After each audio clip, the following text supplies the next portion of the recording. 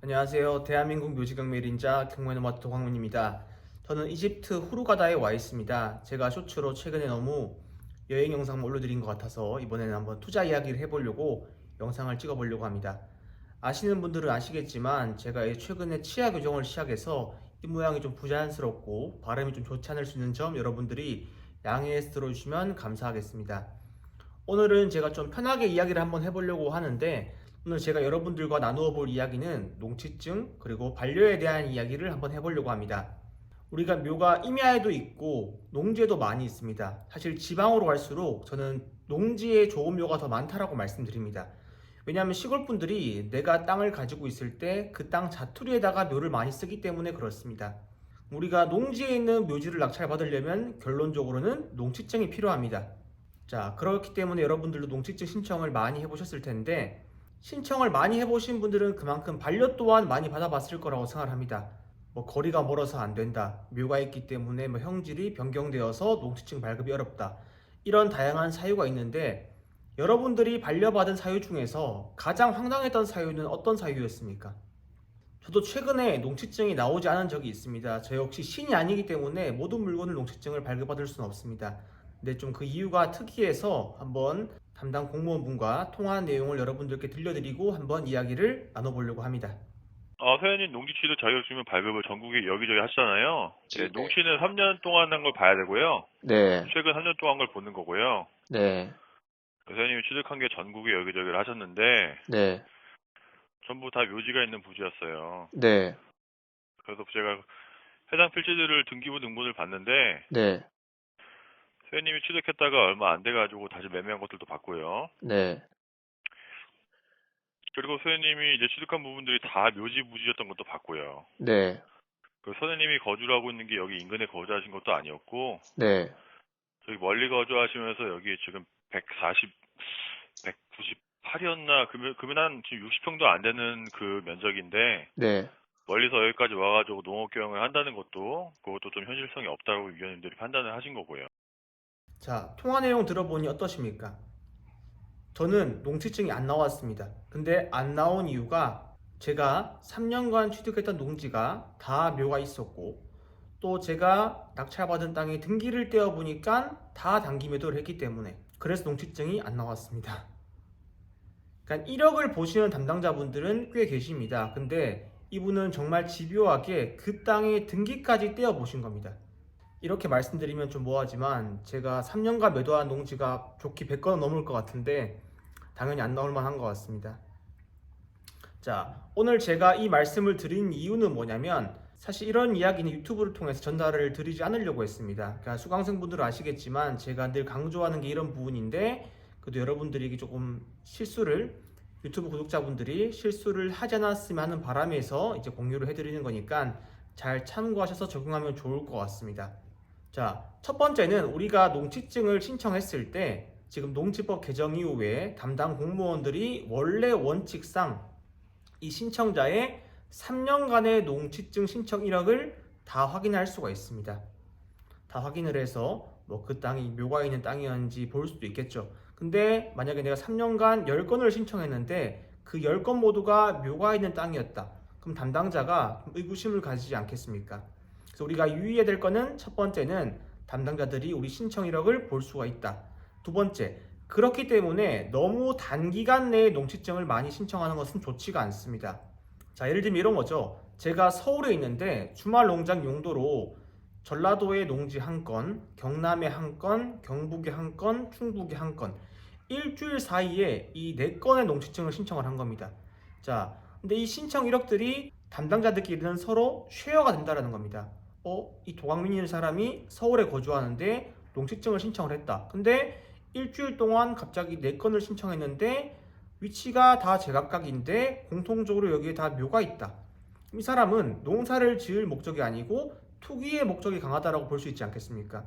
우리가 주의해야 될 사항은, 농지증을 신청할 때 좀 일정 텀을 두고 신청하셔야지만 저희에게 도움이 된다는 겁니다. 담당 공무원분들도 우리가 신청한 1억을 다 확인을 하고 그 땅이 경작을 하고 있는지도 사실 확인을 할 수 있기 때문에, 그래서 우리가 항상 그 부분을 좀 유의하심이 좋겠습니다. 그리고 또 한 가지 말씀드리면 많은 분들이 좀 제일 오해하고 계신 부분 중에 하나가 농지증을 신청했을 때 거리가 멀기 때문에 농지증이 나오지 않는다라고 생각을 하십니다. 이게 거리와의 규정은 사실 농지증을 심사할 때 규정이 없습니다. 담당 공무원분들이 이 농지증 신청을 반려하기 제일 좋은 핑계가 거리이기 때문에 거리가 멀어서 반려한다라고 말씀하시는데 사실 이거는 담당 공무원분들의 일종 테스트라고 생각하시면 편할 것 같습니다. 이제 인접 시군군이 아니고 거리가 멀게 되면은 농지 심의를 받게 되는 건 맞지만 심의를 받는 거지 거리 때문에 무조건적으로 농지증 발급이 불가능한 것은 아니다라고 말씀드립니다. 그 다음에 좀 한 가지 부연 설명을 드리면 농지증 반려에 대해서 좀 오해를 하시는 것도 있는 것 같습니다. 우리가 농지증을 신청했을 때 우리가 신청하는 농지에 묘가 있기 때문에 농지증 발급이 안 되는 겁니다. 그러니까 이 땅에 형질이 변경되었기 때문에 농지증 발급이 안 되는 건데, 자, 반려증을 가지고 있으면 등기가 되고 매각 허가 결정이 난다라고 생각하시는 분들이 계십니다. 실제로 제가 이것 때문에 수강생분들을 만나 뵀을 때 꽤 많은 질문을 받기도 해서 오늘 한번 이걸 한번 짚고 넘어가려고 합니다. 반려증으로도 등기가 나는 경우가 있습니다. 하지만 전제 조건이 필요합니다. 우리가 반려공문을 보시면 농지법 몇 조 몇 호에 의해서 반려를 된다라고 항상 명시가 되어 있습니다.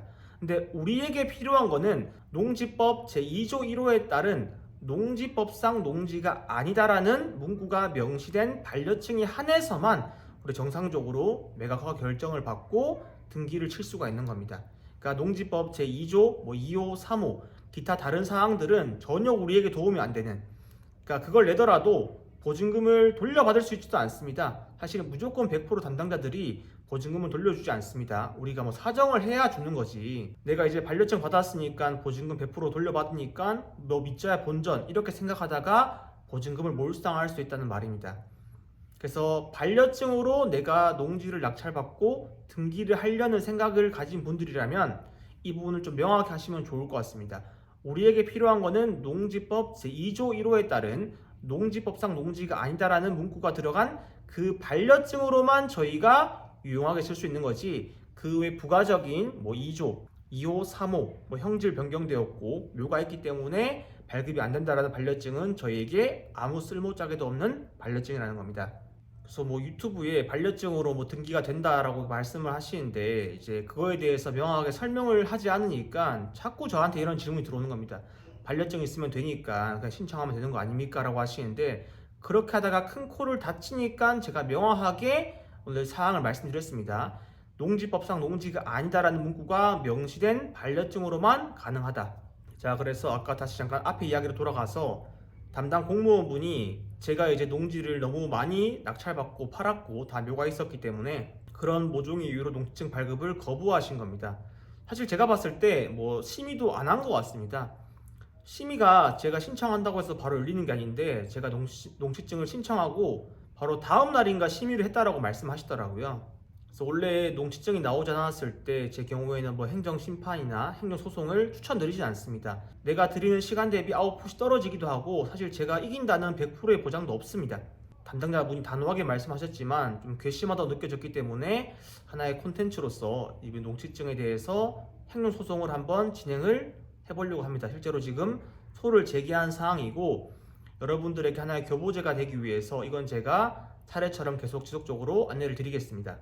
이상 오늘 여행으로 와서 여러분들과 짧게라도 소통을 하고자 농지증 반려에 대한 영상을 찍어봤습니다. 아시는 분도 계셨겠지만 도움이 되었으면 하는 바람입니다. 저는 오늘 다시 후르가다에서 카이로로 넘어갑니다. 또 그 다음은 내일 다시 두바이로 넘어가는 일정인데 후르가다에 있으면서 날씨가 너무 좋아서 한여름인 줄 착각하고 살았습니다. 근데 가는 날이 장날이라고 날씨는 좋은 오늘 좀 바람이 많이 불더라고요. 그래서 이제 비행기도 탈 겸해서 긴팔을 입었는데 제가 이번 영상은 여러분들에게 좀 간접 경험을 드리고자 여행 영상은 이제 잘 편집해서 한 부지런히 올려보겠습니다. 그 영상 또한 많은 관심 가져주시면 감사하겠고 앞으로도 제가 여행 중간에 여러분들에게 도움이 될 만한 정보들을 드리고자 노력하겠습니다. 그럼 오늘 영상은 여기서 마치도록 하겠습니다. 지금까지 대한민국 묘지경 매린자 경매노마드 도항민입니다. 감사합니다.